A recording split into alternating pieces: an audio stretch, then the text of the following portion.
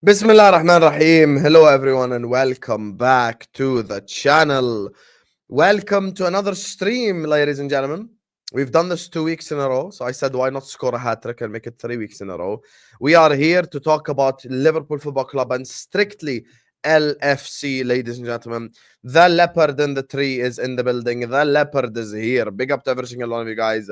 Please do make sure you guys are slapping the like button. Do make sure you guys are subscribing to the channel if you're yet to do so. Big up to every single one of you guys locked in. Big up to everyone who's watching us right now or on the replay. Like the video, subscribe, and keep getting involved in chat because today's video is going to be a very interactive video where I kind of ask your opinions on multiple different topics. First of all, put one in the chat right now if you want Mo, Trent, and Van Dijk to stay. Put one in the chat right now, just the number one in the live chat right now, if you want every single one of them to stay. If you have no preferences, if you just want all three world-class players to remain at Liverpool Football Club, I want to see hella ones in this chat right here, right now. I want to see who's posting ones in this chat.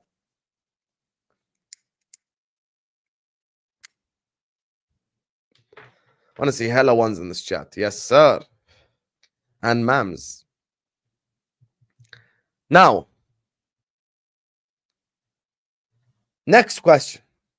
Put two in the chat if it is not enough for us to just sign contracts and we need to sign players in January.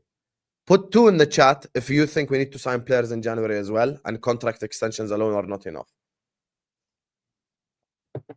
Because this was the first comment of the stream. So I want to see you guys' opinions on it. This should not stop us from buying new players in January. Put two in the chat if you think it is not enough to just extend contracts. First comment. Before I even went live, bro. Haven't even went live yet. And already Kwesi is saying this. Big up Scottish Bear. You want to know something, chat? First of all, big up to all of you guys. Let's get to 100 likes ASAP. Close your live chat and hit the like button right now. Subscribe to the channel, all that good stuff. Listen. Today I was thinking about it. Everything this season is slyly going our way. Everything is step by step going the way of Liverpool Football Club. Everything is kind of headed in our direction. Am I saying it's done? Am I saying it's finished? Am I saying we have won the league? No. Am I saying the indicators are there, that the leopard is going to continue to climb the tree? Then the answer to that question is yes. And the reason why I say what I say is the following. Listen. This week, Liverpool Football Club won without playing. This week. We won without playing. Without actually playing a game of football, we're the winners. There's only two clubs this week who won. Chelsea and the club that didn't even play, Liverpool Football Club. We're the only clubs that won. Chelsea obviously beat Spurs, but we didn't even play and we won. Manchester City dropped points against Crystal Palace. You guys were there during the watch along. Everyone knows the eagle in it.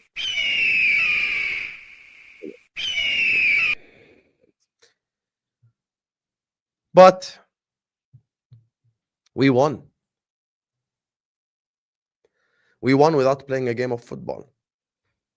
The reason why I say we won without playing a game of football is we sat back and watched our two big title rivals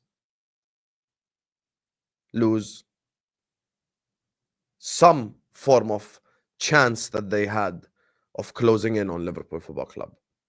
And I'll tell you guys something. And I'm going to say this right now. Put 0 in the chat if you think Arsenal can't win the league. And put 3 in the chat if you think that Arsenal can win the league. And that's the last question before I tell you guys my rest of my opinions on everything. Not will they, can they? Put 0 in the chat if you think Arsenal can't win the league. Put 3 if you think they can.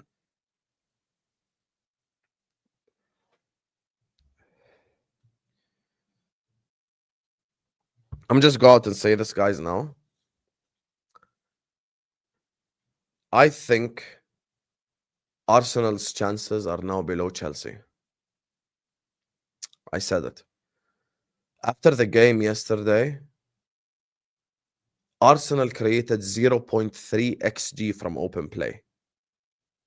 They're going to falter again. They're going to drop points again. And I remember I told you guys that this was their 7-game run. This was their kind of 7-game run where I was looking at Chelsea and I was thinking they can't drop points here. They can't. Sorry, Arsenal. I was like, they can't drop points here. And they continue to drop points. They continue to drop points. And the way that they play football is simply unsustainable. Because what they did against Nottingham Forest, they simply gave up and didn't do the same thing against Fulham. They just didn't do the same thing against Fulham. They simply didn't. Manchester City are finito. However, I'll tell you guys something right now. Manchester City have a missile in their locker. Manchester City's missile in their locker is the following.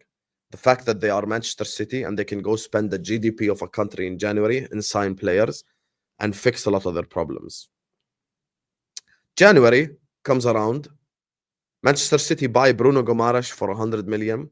They go buy backup options. They go buy players for the bench. They go buy midfielders. All of a sudden, they go on that satanic run, a'udhu billah, from February until May and win every game of football.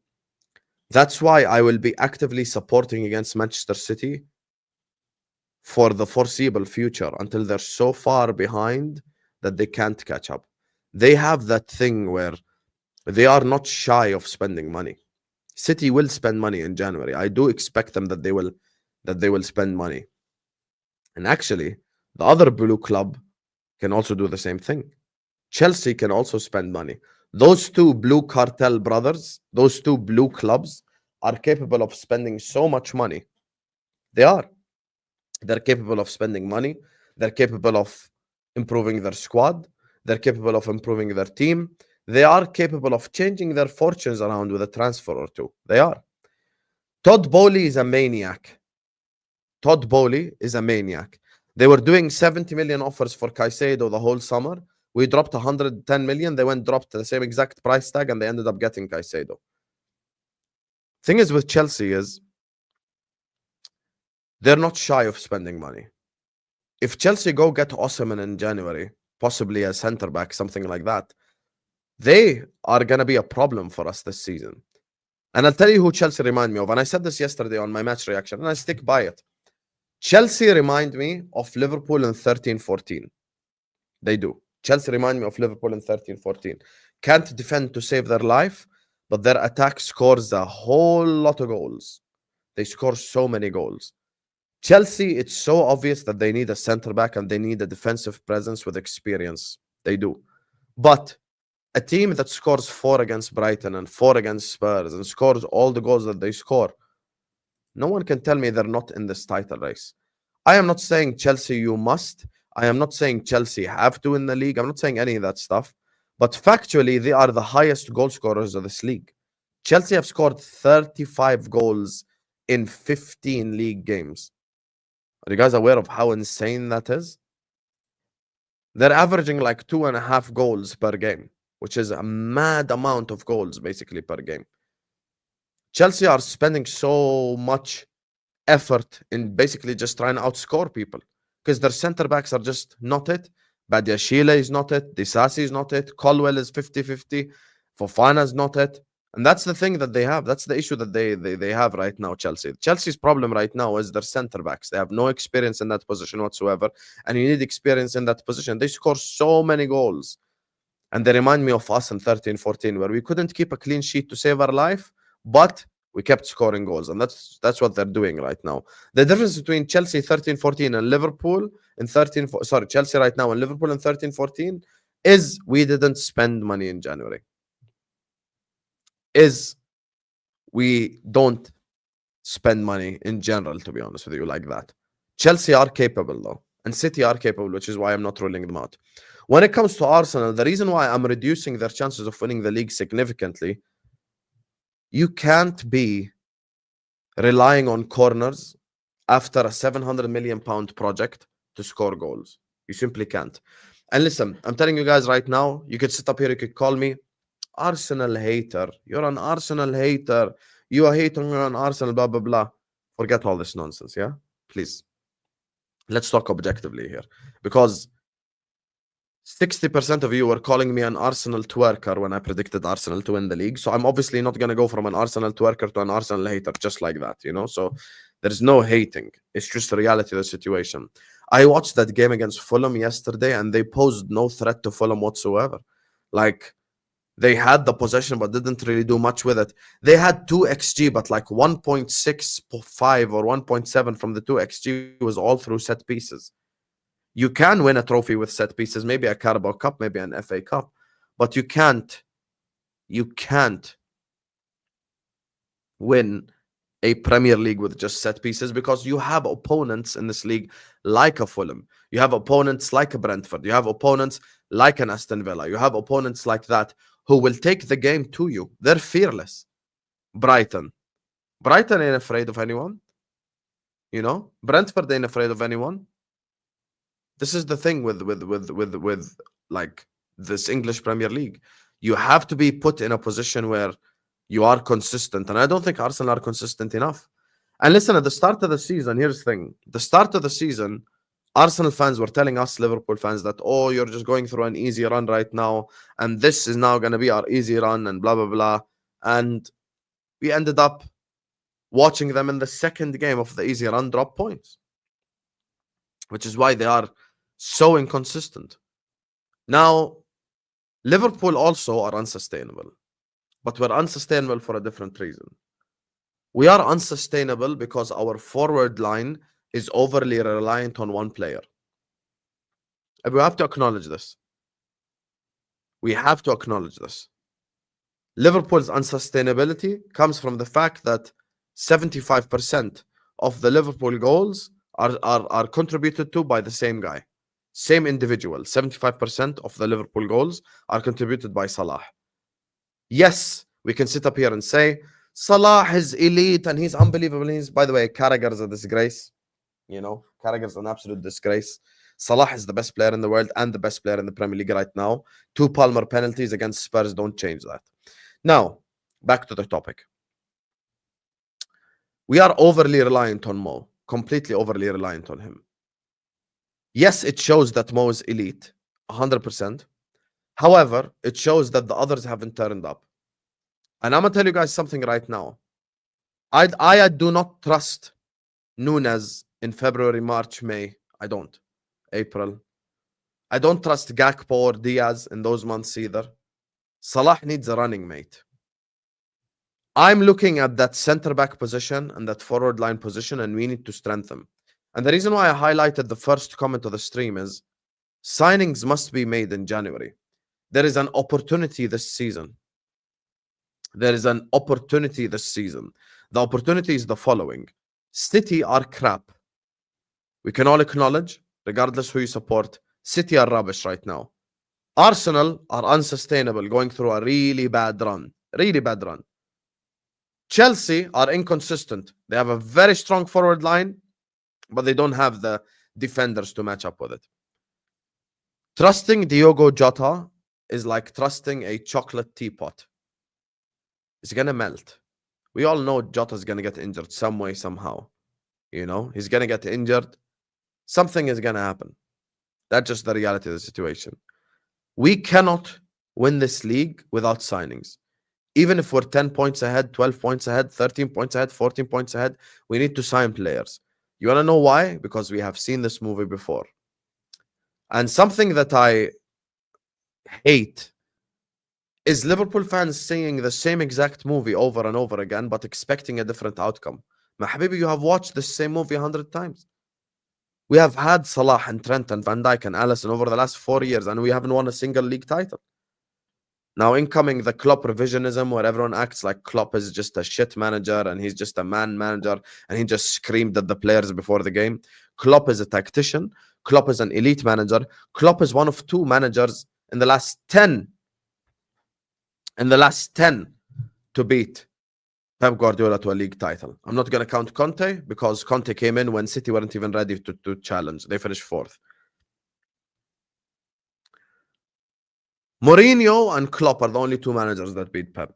So what we're not going to do is act like, oh, you know, Klopp is just this man manager that used to shout at players. This is stuff like the likes of Mike and Selection and other people like to say, you know. But Jurgen Klopp is a tactician. Jurgen Klopp is an elite manager. Jurgen Klopp is a man manager. Jurgen Klopp is everything put together. Jurgen Klopp's downfall is the following. He was too loyal to certain players. That's his biggest issue. His biggest issue was never on the pitch. Because I remake the same point that I have made multiple times. Over these last, 3 games that lost us the league title last season, we were the better team in every single one of the games. So it can't be Klopp's fault. Which is why I have seen Sean repeat this question. Signings in January or contracts guaranteed to today? You want to know something? I would choose signings in January. We are this close to win a league title. We are this close to win a league title. But obviously, players need help. Gravenberg is tired in December, Sean. Deep this. You don't have to respond directly. And this is not just to Sean. This is everyone in the chat. Gravenberg was heavy breathing in a game at St. James's Park in December. What's going to happen in February, March? Tom Little will be here on the show talking about, oh, the players are tired, they're fatigued, and all that shit. But we have seen this movie before, wallahi. Wallahi, we have seen this movie before. We're all bored of it. Well, I would assume a lot of you guys are at least bored of it. I would hope that you guys are bored of it. I really think there's an opportunity here. We need a forward that we can trust. The reason why we don't trust Jota is not because of his performances, it's because he's injury prone. The reason why we don't trust Nunez, it's because trusting Nunez is like trusting a kid to construct a house from scratch. It's just never going to happen. Diaz and Gakpo is a risky trust. Because put one in the chat if you agree with the statement I'm about to make on both Diaz and Gakpo. Sometimes it may be good, sometimes it may be shit. That is the statement on Diaz and Gakpo. Put one in the chat if you agree with said statement. They are unreliable, where I am going to look at them in a title race for me and go like, they're amazing, they're incredible. Sometimes Diaz plays game of football and you think Diaz is like the next Maradona. And then the game after that, he's Stuart Downing. You watch Gakpo play and he bangs in a finish against Brighton and you're like, oh my God, who's this Cody Gakpo? The game after, he turns to ass. Can't beat his man, can't cross, can't do anything. Both of them should be squad options, but they're both not reliable in terms of lethalness in front of goal. Lethalness in front of goal is the issue. And I'll be honest with you guys, whether it's Jokeras, whether it's Marmoush, whether it's Sean, whichever one it is, we need someone to consistently put the ball in the back of the net. Mo is the best player in the world, but even the best player in the world needs a running mate. You cannot do it all on your own, because this is not squash, this is not tennis, this is not badminton, this is not any of these sports. This is football. No pun intended. New name now, as you guys can see. But this is football. In football, you need a team. You need a team to deliver. You need a team to execute. You need a team to perform. Which is why we need someone who can score goals in the second half of the season. Last season, people called me crazy. Toka remembers, because Toka backed me. People called me crazy last season when I said, if we signed Mateta in January, we would have been league champions. If we signed Mateta in January last season, I think we would have been league champions. That's how awful Nunez was to end the season. He was dreadful. I can't believe there are people still thinking that Nunez is an actual good football player. There is literally zero like logic to say that Nunez is actually a good football player. He's simply not. There's nothing that he can do on the pitch. Can't pass, can't shoot, can't cross, doesn't have a first touch, doesn't have the football IQ, can't drop deep, can't do shit.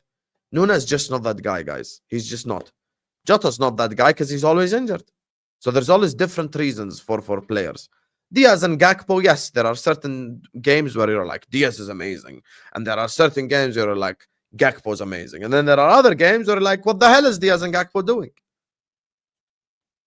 So for me, last season, had we signed Mateta and Hwang, we would have been league champions. I stick by that. I'm not going to change my opinion on that. I really believe we would have lifted the English Premier League had Mateta had the chances against Everton or against Crystal Palace or against, Man United or against, Crystal Palace, like against City when Diaz looked at Ortega straight in the face and then kicked it at the corner flag. Those are the moments that cost us a league title, not Jurgen Klopp. The revisionism on Jurgen Klopp makes me sick. Jurgen Klopp is the only manager we have seen in our life to win us a league title. And you all act like he's just not this, he's not this tactician. He just yells at the players pre-game. Stop it. Stop it. It's just so silly to act like Jurgen Klopp just doesn't do tactics and he's just out here screaming. That's not Jurgen Klopp. That is not Jurgen Klopp. Jurgen Klopp is a tactician. Jurgen Klopp knows what he's doing on the football pitch. Jurgen Klopp's biggest issue was his loyalty, and that unfortunately brought in the problem of Darwin Nunez. And listen, this year we are doing the same shit, kinda. There's still people hoping that there's going to be a different output to the movie. And you want to know something I noticed? The same people that back Nunez, 90% of them were the same people that wanted Salah gone in the summer. Salah gone in the summer. Imagine we sold Salah and we kept Nunez. Imagine we kept Nunez and sold Salah. Oh, would have been mid-table Olympics right now. Would have literally been mid-table Olympics had we done that, to be honest with you. Thank God we didn't do that. Thank God we kept Salah. We actually had a brain and we kept Mo. To be honest with you, I want us to win this league. And I think the only way we win this league is if we strengthen in January. Simple as. Simple as. Big up to my guy Ed, who says David Coote sacked. I saw this earlier on. Everyone kept mentioning me and mentioning it in the chat. It's good that David Coote is sacked, but this guy's a fraud, to be honest with you. David Coote. David Coote is a massive fraud. Massive fraud, to be honest with you. And it's good that he's sacked. And hopefully there is more repercussions for referees that keep destroying the beautiful game that we watch week in, week out. Did you guys see Caicedo and Kulusevski should have been sent off, and they sent off neither? It's actually insanity. It's actually insanity, to be honest with you. Big up to you, Ed. Chelsea, as they're currently composed, are not a threat. However, we all know Chelsea can be a problem in January, in my opinion. All depends what the four do in January. Yes, that is my point. That is my point, Red Lion. Big up to you, my guy, for the super chat. The problem with Chelsea is, yes, they are comparable to 13-14 Liverpool because they just score a whole lot of goals. But at the end of the day, Chelsea are capable of dropping the bag in January and going and signing a centre-back and going and signing a goalkeeper and improving their team. They're capable of this stuff, bro. And because they are capable, what I'm not going to do is just push Chelsea to the side like they can't do anything. So, yeah, it is what it is, man. We have to accept that they are capable of signing players in January. This is just the unfortunate reality. Guys, we have 350 people in here. Let's get the likes up. Yalla, 200 likes. Everyone who haven't yet liked the video, please like the video right now and subscribe to the channel if you're yet to do so. Now, priorities for January before I get to the contracts. Big up to everyone locked in as well. Big up to Red Lion. Big up to you, Ed. Priorities this January. I stick by what I said. My priority is a forward. My priority right now is a forward. And I asked this question last time and there was a resounding agreement on the answer. And I can ask it again. Next week, next Sunday, if Salah have a bad game against Fulham, are we going to win? Do you truthfully, do you trust any of these forwards to win you a game of football? I don't, personally. I just don't. Diaz hasn't scored a goal in September. So much for singing the Colombian national anthem. So much for singing the Colombian national anthem. Gakpo, hot and cold, just like Diaz. Jota always injured. Nunez, I prefer to not speak. Chiesa has no hamstring, no knees. I think if Mo has a bad game against Fulham, 80% we lose the game. 15% we draw the game.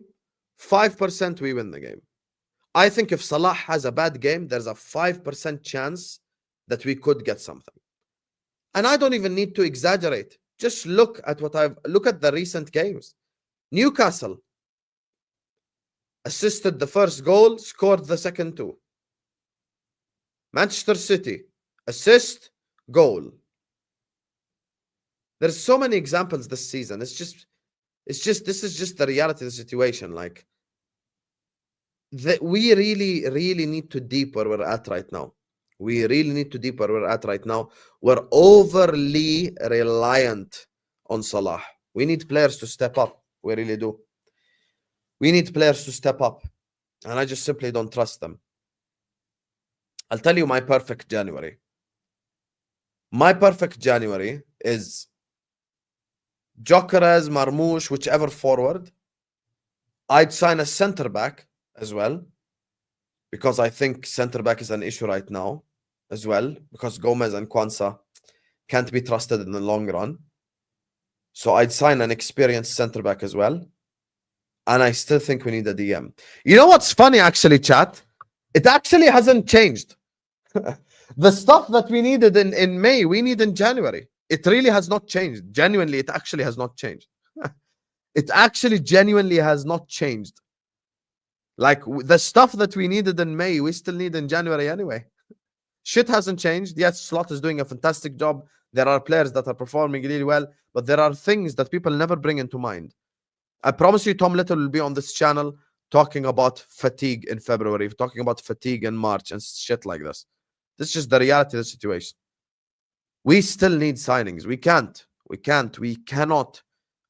go for like win the league title without signings. Because Chelsea, nothing is stopping Chelsea from just like, you know, flat track bullying everyone else, to be honest with you. They could easily just beat everyone they're expected to beat. They don't have to beat the top 6. They can just Habibi Rano Akhoy. Shukran. You can just expect Chelsea to flat track bully. Even if they beat the bottom 10 teams home and away, that's a whole lot of points. Arsenal, if they do wake up, might come back, but they have a small chance now. And City, you can never rule out until they're like impossible for them to climb back.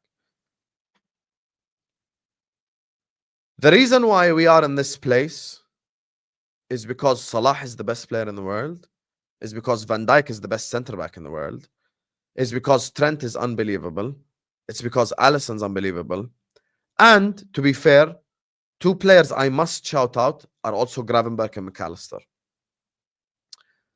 I'll tell you something right now. I'll give you my cannot be improved on XI. Can't be improved on. Alisson, Trent, Van Dijk, Konate. I acknowledge Konate is very difficult to improve on. Unless your issue with him is injuries, which I accept, because that's a very fair thing to say. Left back 100% can be improved on. Gravenberch, McAllister are very good, but we need a third with them, in my opinion. Forward line, Salah can't be improved on. All of the other 4 can be improved on. All of them can be improved on. Every single one of them. There's no need for us to sit up here and lie to each other. Diaz can be improved on. Gakpo can be improved on. Nunez definitely can be improved on. And Jota can be improved on because he's always injured. So this is the issue that we have right now. I think we sign players.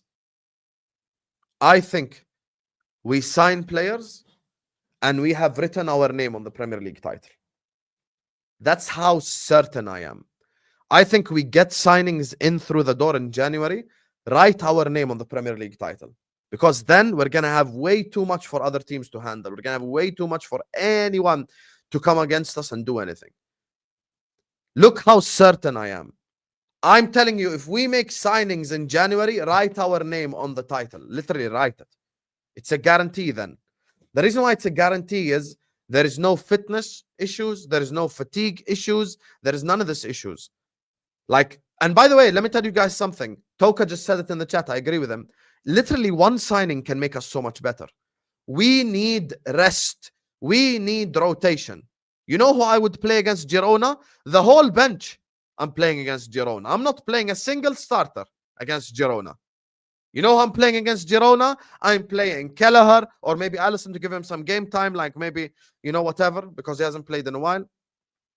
I'm playing Kelleher. I'm playing Endo center back. I am bringing a random young kid to play him right back. I am playing Owen Beck left back. I am playing Tyler Morton. I'm playing Endo. I am playing Elliott.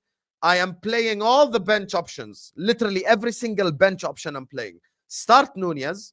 Start Nunez against Girona because Nunez should not start a single Premier League game from now to the end of the season. He shouldn't. I would rather see Jadon Dance than Darwin Nunez. Give Jadon Dance a go. I'd rather see Jadon Dance up top.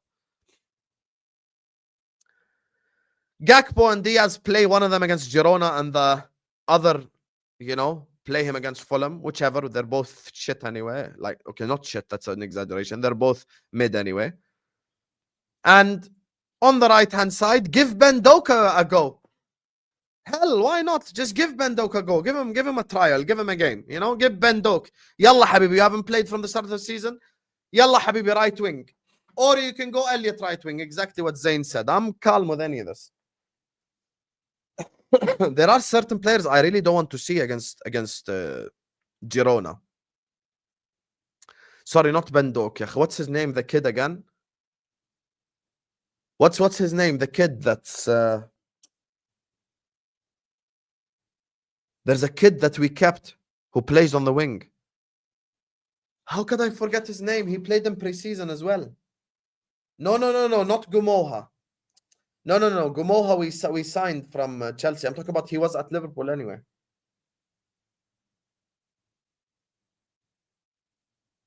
What's his name? No, not Kumas. Yes, Kate Gordon. Kate Gordon, he's at Liverpool right now. Kate Gordon. You know, like, hell, give him a go. You know, just give anyone a try. Get Trey Ione a game. I'm all with that, you know. And that's my thing.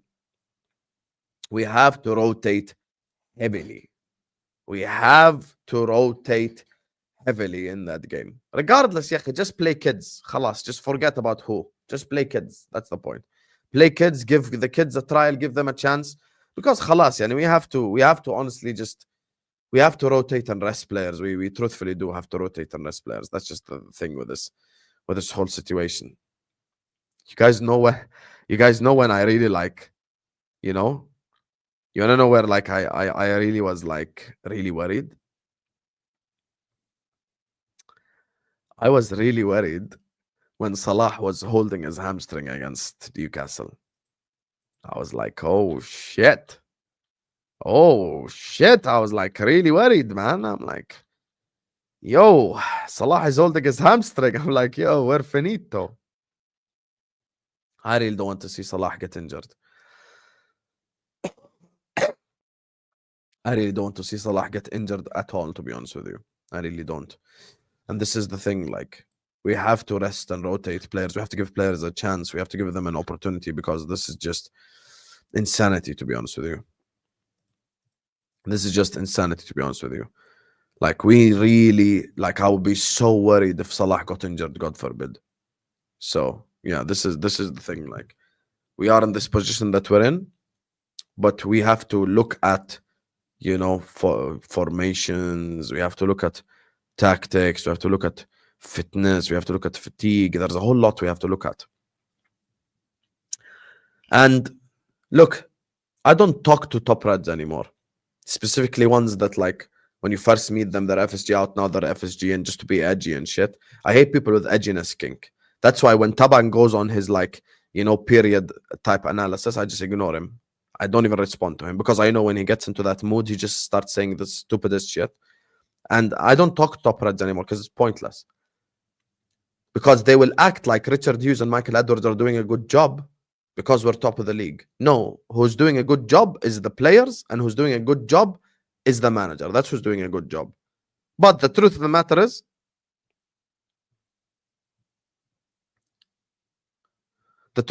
is, we must improve this team. We must improve this squad, because you need to have vision. And you want to know the issue with the top Reds is? This is the issue with the top Reds. The issue with the top Reds and other people is the following. They're always reactive. Just like the people who sit in the office at Liverpool, very reactive, never proactive. No, they don't have vision to see what might go wrong, what could happen, the issue that happens. Like, what could happen? What could happen? Like, think about it. What could happen? What are the problems that we might come across in March, in April and May, and how can we avoid them? One of the big issues, I know I speak for everyone who has a brain. That's why I'm ignoring Ibrahim. I speak for everyone who has a brain. I know Tom Little is going to come on this channel and start talking about fatigue in April and in March. How can we avoid this issue? By bringing in a player that if we could afford to rest the Gravenberg, we can afford to rest the McAllister, we can afford to rest someone like that, and we don't lose anything. Like, that's the thing here. This is a key component of this conversation, because you're all gonna say it. I know you. You've done the same shit to me 3 years in a row. What's gonna change now? Nothing. March 2021, I started doing YouTube. Why should I think March 2025 you're gonna say something that's different? 4 years by the time March comes, inshallah, happy, safe, and healthy. By the time March comes, you're all gonna say the same shit over and over again. Why should I trust any of you? Because you guys flip-flop. And then when I call you out, you tell me the reason why I don't watch the channel is because you're toxic. I already know the way that you guys behave. Khalas. I've written it down. I've engraved it. Sidi knows. He watched me from the days of the 2021 rants and all this stuff. When everyone's telling me, are you from Anfield? Have you ever been to Anfield? You're not from Liverpool. You're a glory hunter, blah, blah, blah. Habibi, no glory hunter supports Liverpool. There's no glory to hunt. We've seen 3 major trophies in 25 years. Like, there's no glory to hunt to begin with. Glory hunters supported Chelsea. Glory hunters supported United. No one supported, like, Liverpool as a glory hunter. There was no reason to support Liverpool as a glory hunter. So we already know the way that you guys activate.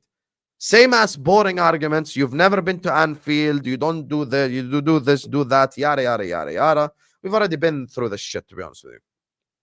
Which is why I am looking at this current position that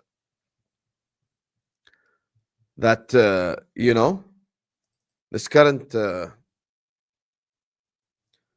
position that we're in, and I'm trying to think what issues that could rise that we can avoid. I already know the answers and the questions in March and April. I already know. The lads gave it a good go. We go again. We go again. The lads gave it their all. This is Flot's first season. The lads gave it their all. We go again. March, every April, same shit. Every March, every April, same shit. Which is why FSG are playing you all like a string. 100%, I'm going to say this right now. Salah is staying at Liverpool. Van Dijk is staying at Liverpool. Write it down. Write it down right now. But they're just waiting for a negative moment. PR strike. Salah extends his contract. Ma khalas. Khalas. Wallah, it's boring. It's boring. Everyone recognizes the games now. It's just fucking boring, bro. We've already been through this shit 100 times. Quadruple charge season. I backed the club. I said we're going to win a Prem and a Champs. We didn't win neither. I said let's go sign a midfielder. Paul Machen called me out. You know? Chris Pajak said, oh, that guy named, what's his name? Hassan from Spaces. The summer after, we sold 7 midfielders, bought 4. Why can't any of you be proactive? Why? Why can't any of you be proactive? Why is it always reactive? Why do I have to wait and see for the shit to hit the fan and then I call it out? Liverpool are very good right now. Very good. Slot is manager of the season. Salah is player of the season. We are cooking. But you can see these small cracks. You have to cover them up before they come back to bite you in the ass. This is it. We've been here before. The year after that, we signed Gravenberch, Endo, McAllister, and thing. I said we need to sign center back. Konate is unreliable. I said we need to sign forward line player. I said it in January. What happened? We finished 5th. We lost the league. Last season, in January, I said Arsenal are going to finish above us and we're going to finish 3rd. You Arsenal twerker. You keep glazing for Arsenal. You keep defending Arsenal. You keep talking about Arsenal. I said, sign our forward line player or they will let us down come the end of the season. Guess what? We did not sign a forward line player. And guess who let us down? Nunez, Diaz, and co. Simple as. Call out the cracks before they happen. Intelligent people, even when they're at the top, they call out the cracks. You want to know the reason why City fell off this season? Is because City did a Liverpool. City signed Savio and said, "Khalas, we're good enough. Yalla." And look at their downfall. City did a Liverpool. So reactive. Not proactive at all. You have to be proactive. Yes, Liverpool are top. Yes, we're amazing. But there are cracks. Call them out. How are we talking about Gravenberch being tired in December? Ask yourself this question. Gravenberch had his first stinker and hooked of the whole season. He's been one of the best, if not the best midfielder in the whole league. How are we talking about he's tired in December? But what are we going to say in March? He's healthy? But we're going to say the same shit. So how can I avoid that issue? Bring in a midfielder that I can bring Gravenberch out of the team and we still perform. We watched Nunez, Diaz, and Gakpo let us down on countless occasions. Instead of me sitting here and going like, Gakpo is better than Diaz. No, Diaz is better than Gakpo. No, Jota is better than Gakpo. No, Gakpo is better than Jota. And having these mid-offs with all these players, sign someone who can put the ball in the back of the net at a consistent level where Salah doesn't have to be responsible for 75% of our goals. You guys know how mad that stat is? Meaning, if we score 4 goals against Fulham, Salah going to be responsible for 3 of them. Whether he puts the ball in the back of the net or he gets the assist. This is too much. This is too much. Did you guys see Lavia's performance yesterday?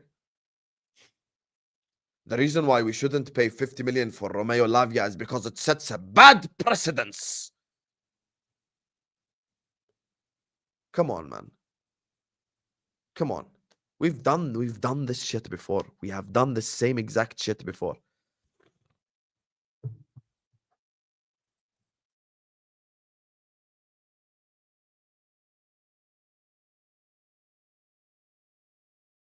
Bro, imagine we had Lavia on this team. Imagine we had Lavia on this team. Lavia, Gravenberch, McAllister, Curtis Jones, Elliott, Soboslai. Team, Habibi, team. You know, against Fulham, you will go play Gravenberch and Lavia, rest McAllister. Game after in the Champions League, you play McAllister, Gravenberch, rest Lavia. Game after in the Premier League, you play McAllister, Lavia, rest Gravenberch. Premier League champion. Done.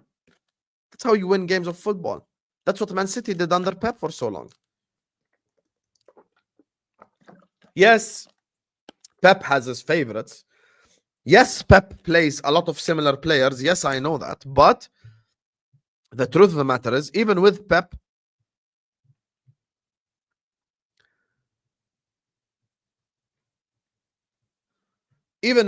having his favorites, he still does play a rotated team in a lot of competitions. Now, we have needed the DM for the longest. Since Fabinho fell off, we needed the DM. I understand now it's a different style, it's a different system, which is why I'm no longer asking for a destroyer DM. Zubimendi would be the perfect signing. Chouameni would be an unbelievable signing. However, if we can't get both, we can't just sit on our ass. We can't just sit on our ass and start saying stuff like, oh my God, there is no one that improves the first team and all this fucking shit. Go and sign a player that might not improve the first team, but at least gives you an option off the bench. For that game in March where Ipswich are coming to Anfield and they're fighting relegation and they need to get something, you can afford to start Ederson and rest Gravenberg. Because on the Tuesday or the Wednesday, we have a game against Atletico Madrid in the Champions League. You see the way I'm speaking? I'm proactive. I'm not reactive. I don't wait for shit to hit the fan and injuries to strike and fitness to happen and people to be tired and all this shit for me to just say these things. I say it because I know it. And keep in mind something. Chelsea have one game a week because Chelsea play in the Conference League and they play their entirety of their B team in the Conference League. Arsenal could fix this if they just fix their style of play, and Manchester City could spend the GDP of a country in January and go on a satanic run from January till May and win 20 games in a row. Nothing is stopping them, not even us. Which is why the moment is opportune. Yes, I said leopard in the tree, but when the leopard smells blood, it strikes, it takes the prey, and it climbs the tree. So it's time for us to strike. It's time for us to strike. And if we sign a center back, I'm happy. If we sign a forward line player, I'm happy. If we sign a midfielder, I'm happy. I think this season has proven once and for all that Nunez can't be trusted. Put one in the chat. Put one in the chat. If you don't trust Darwin Nunez to score a one-on-one in March, put one in the chat right now. Put one in the chat if you do not trust Darwin Nunez to score a one-on-one in March at home to Ipswich.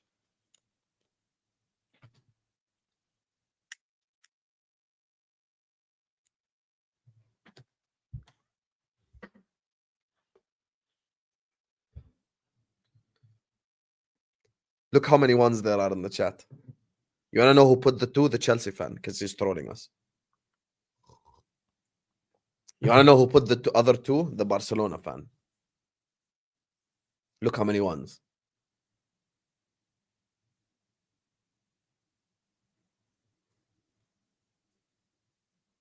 Do I need to say more? Do I need to say more? No need to say more. The world has woken up. And speaking of proactive and reactive, I'm going to call out the OGs here. Sidi. Tabang wasn't watching me at the time. Sidi. That's the one OG I fully recognize from that time. Sidi, Habibi. Do you remember my reaction before we even signed Nunez? I didn't even want him to be the Liverpool striker to begin with. I didn't. I literally did not want him to be the Liverpool striker. Talking about being proactive versus being reactive. We won this weekend. Without kicking a ball, we won. Because Arsenal dropped points and City dropped points. We won. We're good. But I see a couple of cracks, so I have to call it out. Because the smart people and the intelligent people call shit out when they're at the top. They don't wait for shit to hit the fan to call it out. And that's it. Which is why, for me, investment in January is key. Investment in January is very, very, very, very important. Very important. I don't trust Nunez, man. I do not trust Nunez at all. I just don't. It's funny because I was mocked on Liverpool Twitter.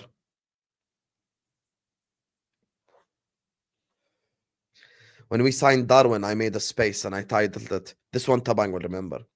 I titled it, Liverpool sign Uruguayan Andy Carroll.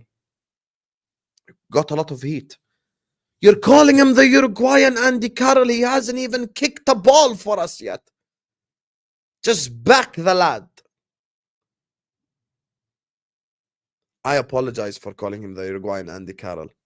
He wishes he was Andy Carroll. He wishes he was Andy Carroll. He wishes. He wishes he was good as big Andy Carroll. He never had a season as good as Andy Carroll did for Newcastle. You will never be Andy Carroll, Darwin. You wish you were Andy Carroll. You wish you were David Ngo. You're one of the worst players I have seen play for this football club. If you put David Ngo in this Liverpool team with all the chances we create now, I promise you he'd be on more goals. If you make Divock Origi the starter, he'd be on more goals. Piss off with all this nonsense. Piss off with all this nonsense. You wish you were Andy Carroll. You wish you were Andy Carroll. You wish.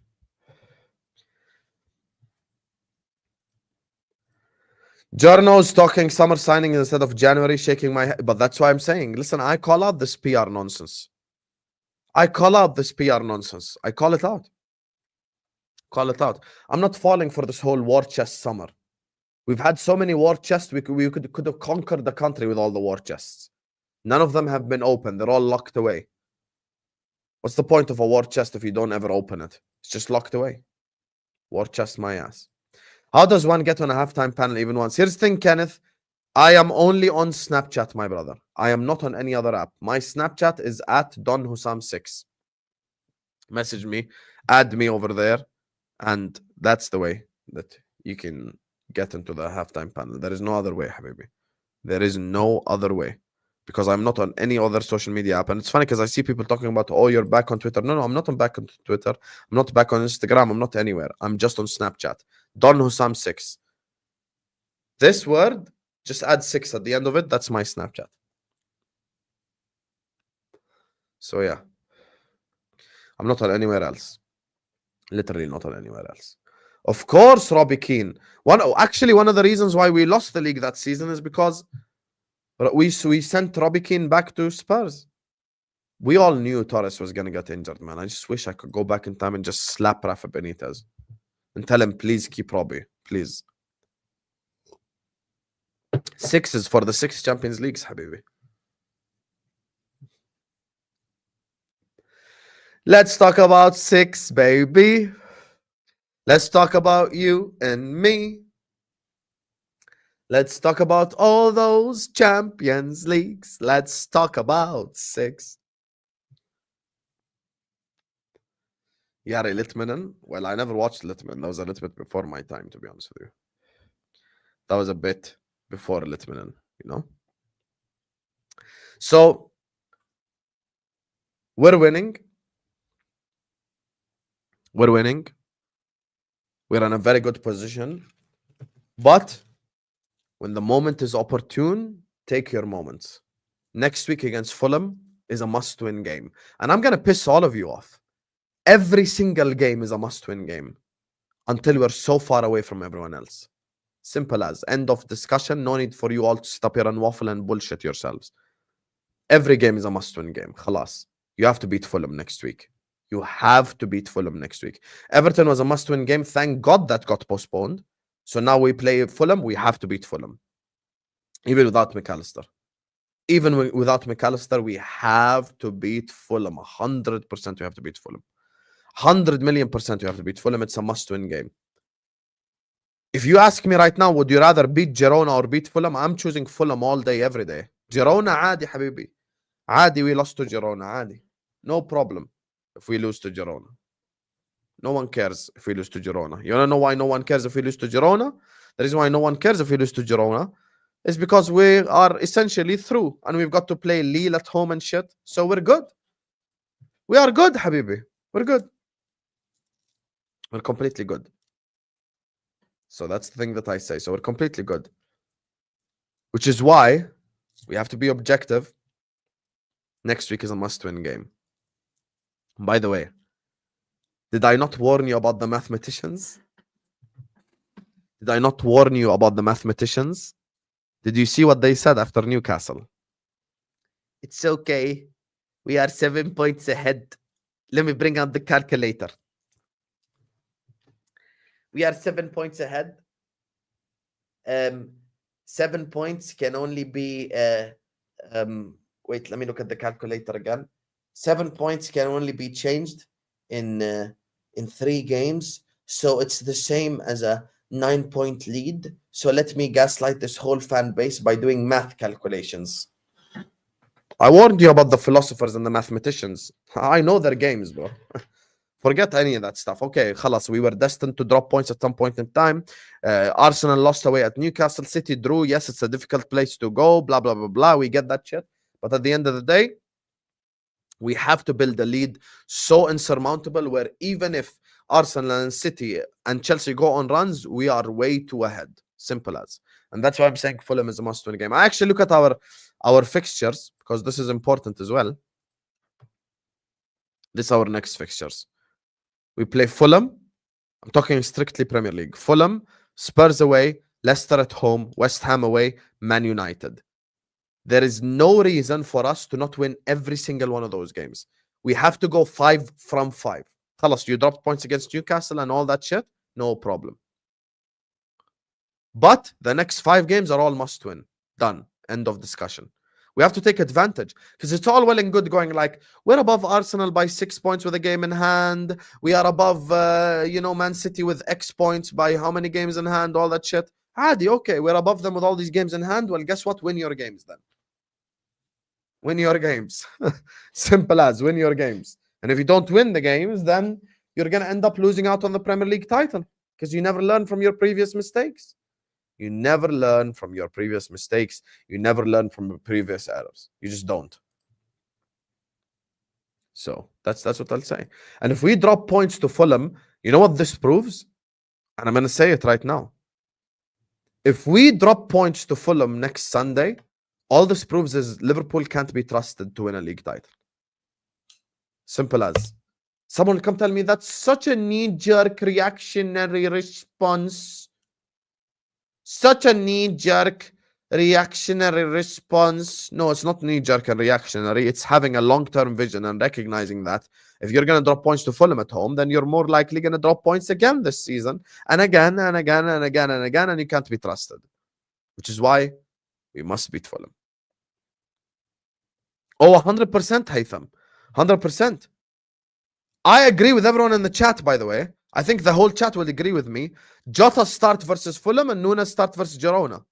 Put 1 in the chat if you would start Nunez against Girona, but Jota against Fulham. Put 1 in the chat if you think it. Put 1 in the chat if you think you should start Nunez against Girona and Jota against Fulham. Fulham is the way more important game. We need to start Jota, khalas. Simple as, yeah. Done. Yep, everyone agrees. Yeah, bro, Jota need to start the more important games. You wanna know something? I really wouldn't play Jota in any more group stage. Okay, I'll tell you this about Jota. We all know Jota is a fantastic finisher, but we know he is made from biscuits. So with Jota, I'll tell you something about Jota.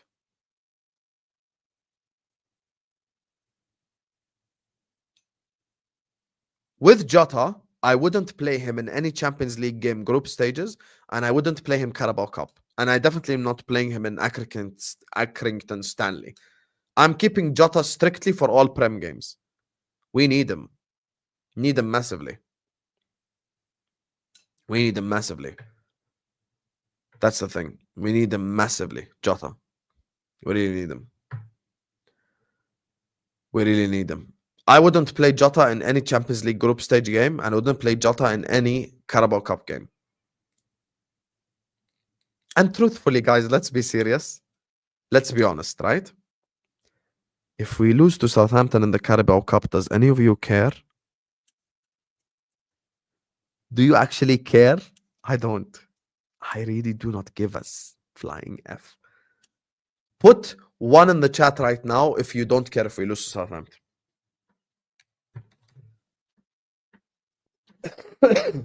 Put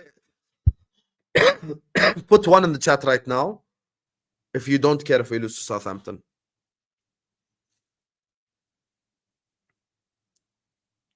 Okay, there's a couple of people with 2s, fair enough. But me personally, I genuinely couldn't give a flying. You know what? You want to know why? Because it's 2-game semi-final as well that happens in February. I think it is, or January. Which is why I am I am willing to just go like, you know what? We lose against Southampton. Hey, عادي حبيبي. Bigger fish to fry. We got bigger fish to fry. We did the bigger fish to fry thing once, by the way, and we actually ended up being league champions. Thing is, we are like capable and able of catching the bigger fish. That's the thing. Like we are capable, which is why for me, the small fish I wouldn't care about. I really wouldn't care about. Listen, slot winning the Carabao Cup doesn't change our life. Slot winning the Premier League or the Champions League, bro, it changed our life, bro. Change our life. Like I genuinely couldn't give a you know what about us winning the Carabao Cup, like, you know. So yeah, it depends on the draw as well in the semi. Like if we get because I know there's one game with like the mid-table. There is one quarter-final with two mid-table clubs. Newcastle, Brentford. Okay, I'll tell you best case scenario. The winner of Arsenal Palace plays against the winner of United Tottenham. And the winner of Newcastle Brentford plays against us. You know what I'm saying? That's what I would say. Stop it, chills. Stop it. We don't have the squad depth for that. Yeah, forget the quad. That's what I'm saying. Forget it. You guys remember the Champions League final where Thiago and Fabinho were playing with steroid injections? That's why I always tell you guys, you need to have vision. You need to see at what could happen in the future and realize, yo, I've made this mistake before. I don't want to make it again. Simple as. We can't win the quadruple. We can't. I think even treble is probably a step too far. We need to focus on the two big ones. You know, so this is the thing. Now, let's talk contracts. Guys, I think Salah stays. I think Van Dijk stays. I've always been confident in both of these staying. By the way, make sure you guys are liking and subscribing. Let me just do this one super chat here from Sultan. No, actually, there's two of them. Big up to Kenneth. Big up to you, Kenneth. Guys, we're not even at 200 likes yet. Can we get to 200 likes, you bunch of frauds? 200 likes, yalla. We need a midfield and a forward that scores F. Chiesa and Nunez. We signed Chiesa knowing the fact that he's injury prone. We signed Chiesa completely aware of the fact that he is injury prone. So you can't really blame Chiesa himself. We have to blame the club for signing Chiesa, to be honest with you. Nunez, yes, we can blame. Nunez, yes, we can blame. Chiesa, I have no words. Have you seen the quote news? The week keeps getting better and better. حسام انت قريب من الكرك، ممكن ازور الشباب هناك بالكرك. لا والله بعيد كثير انا عن الكرك حبيبي، انا قريب على حدود سوريا. الكرك قريب على حدود السعوديه، يعني مختلف باخر البلد. الكرك بعيد عني يمكن 5 ساعات، والله بعيد كثير الكرك. And when it comes to the Coot news, Coot is a fraud, and it's good that he got sacked. And this should be something that affects, you know,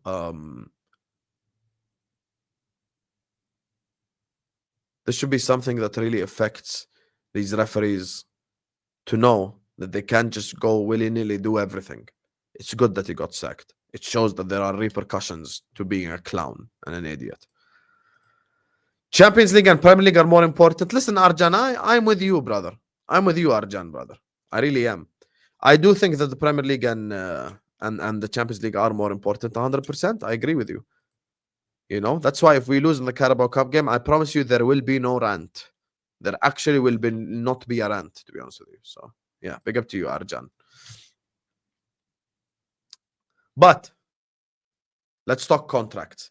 Yalla, we're 10 likes away from 200. Look, I think Salah stays. I think Van Dijk stays. I think with Salah, he is going to win the war. He's gonna win the war. He won the war of the fans when the whole fans backed him against the FSG mouthpiece, which is Jamie Carragher. He won the support of the people. And I think he will get a Liverpool contract and he will stay. I think Liverpool are just waiting on certain time to announce it. I think Van Dijk is going to stay at Liverpool Football Club. I think Van Dijk is going to stay at Liverpool Football Club, and it's very difficult to replace both of them. Now, when it comes to the third person, Trent Alexander-Arnold. The Scouts are in our team. The Scouts are in our team. He's Alexander-Arnold. I am slowly worrying about Trent. I am really slowly worrying about Trent.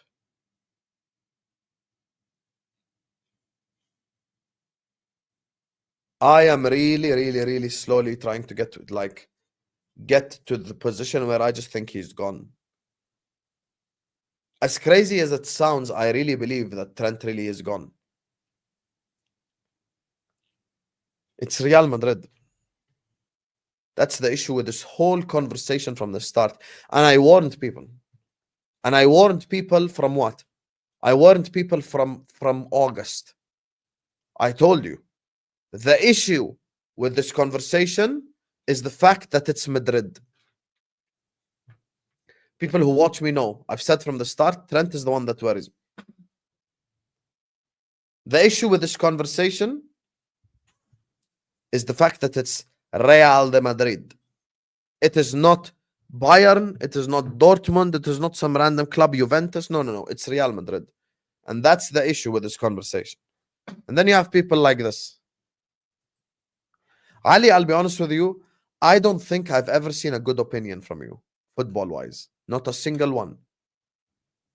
I don't think I have ever seen a good footballing opinion from you, not once. You consistently have shit football opinions. Consistently. This is the same guy last season that called me out when I said Arsenal are going to finish above us. And then he came back and said, you were right, haha, and just continued living normally. Never recognized that he's just has shit opinions. You're going to sign a right wing back to play in Slot's defensive system.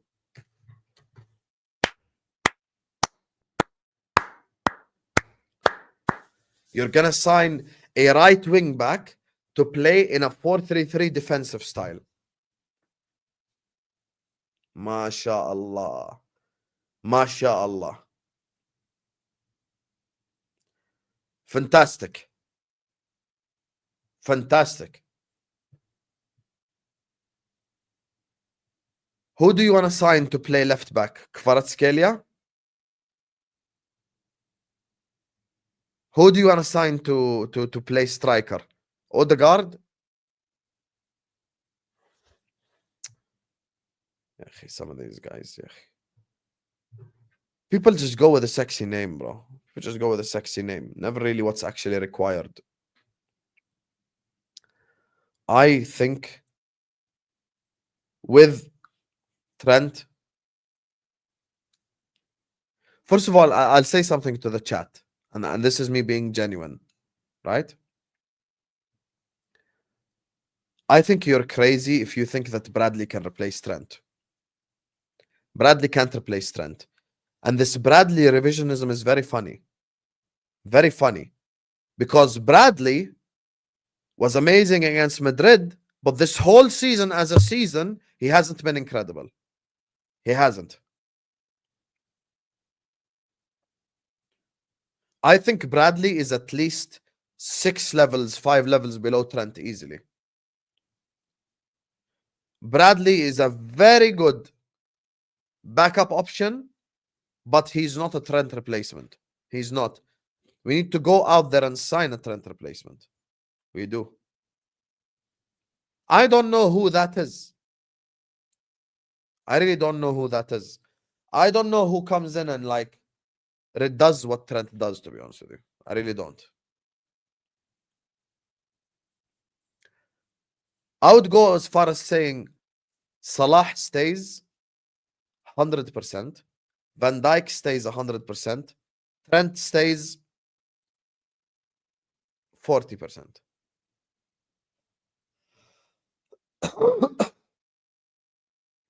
So that's why we probably do need to sign a right back. I don't think Bradley can replace Trent. Bradley was fantastic against Real Madrid, but overall in the season, he hasn't been like unstoppable, unbelievable, elite. He's very good, but he ain't unbelievable. So that's why Bradley for me is the iffy one. I'm not gonna say 100% Connor Bradley will stay. Nah, man. Nah.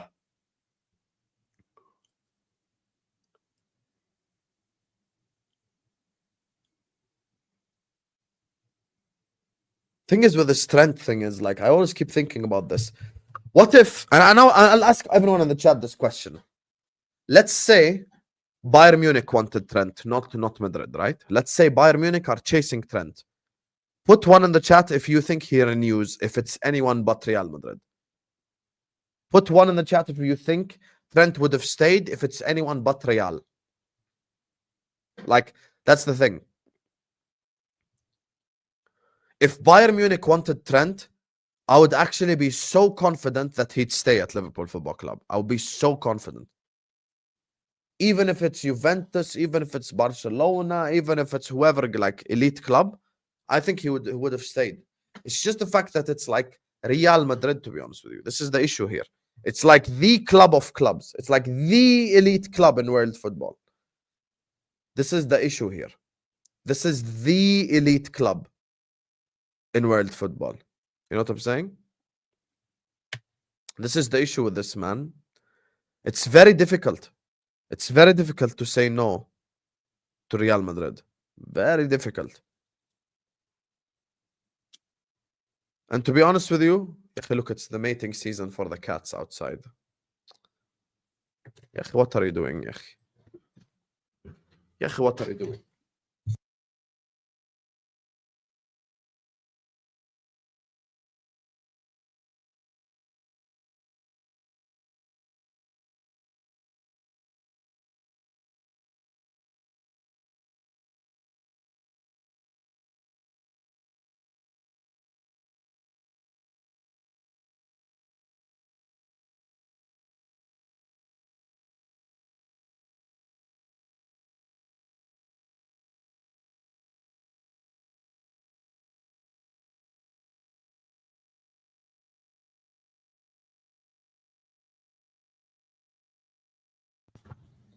These cats are trying to mate outside my room,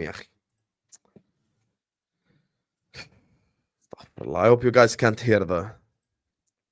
Anyway. Bro, they're fucking fighting each other. This big-ass white and brown cat. Just purring towards the female. Let it go. Anyway. So, the problem with Trent is the following. It's simply the fact that it's just Madrid. That's why I am really worried, bro. I'm really worried. So for me, I would give a 30% chance, to be honest with you. 30% chance Trent stays. I don't know, 40%, 45%. It's a very likely possibility that Trent just leaves, you know? But the other two, I'm confident they stay. Now, Fenway Sports Group have done nothing but let Liverpool fans down for the most part, 90%. Let Liverpool fans down. Don't invest in the team, don't invest in the squad, don't show ambition for us to win a league title. If they don't extend the contracts, that's another red flag added to the resume. And if we don't sign,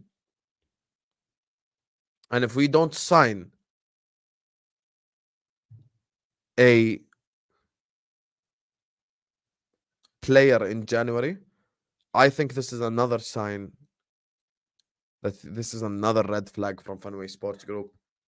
And as I don't trust them anyway, this simply proves to the people that do trust them that they can't be trusted. We must sign players in January. We really do. This is the real Liverpool. Hey, Toka, you remember all the Liverpool you must conversations? This is the real you must conversation. This is the real you must. Hey, Liverpool, you must sign players. This is the real, like, you must convo, bro. David Coates sacked.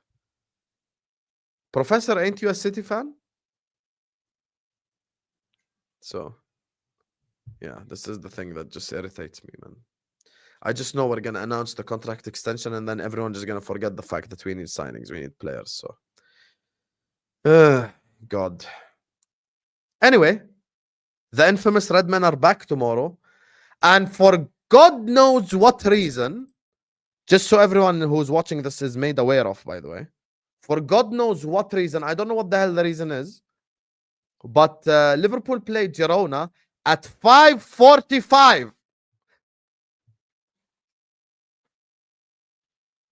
Why are we the 5:45 kickoff? I do not know.